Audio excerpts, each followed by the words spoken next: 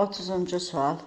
Venn diaqramına əsasən hansı fikir fərqləndirilmiş hissəyə yazıla bilər? Fərqləndirilmiş hissə ortaq cəhətdir. Deməli, verilən fikirlərdən biri hər iki əsərə aiddir, 4-ü isə yox. Deməli, fərqləndirilmiş hissə. Xusrov və Şirin Dastan Əhməd-Hərami.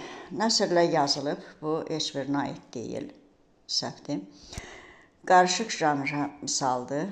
Bunu saxlayaq, ola bilsin ki, kimlər üçünsə qarışıq janr biraz tərəddüdlü olar. C-yə baxırıq. Qədim dövr Azərbaycan ədəbiyyatına aiddir. Bu Dastan Əhməd-Həramiyə aid deyil, çünki Dastan Əhməd-Hərami 13-cü əsrdir.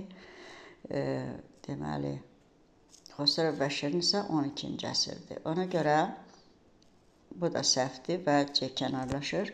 Lirik növdə yazılıb, bunlar hər ikisi poemadır deyə lirik növ səhvdir, D variantı kənarlaşır və ana dilində yazılıb, Əhməd Hərami düzdür, amma Xusrov və Şirin səhvdir. Ona görə bu da səhvdir və düzgün cavabımız qaldı B variantı. Qarışıq janr, bəli, bunlar hər ikisi poemadır. Poema isə qarışıq janr sayılır, yəni lirik epik növ sayılır. Lirik epik növ ədəbiyyatda iki nümunəsi var. Yazı ədəbiyyatda poema, şifahi ədəbiyyatda isə dastan. Düzgün cavab B variantı.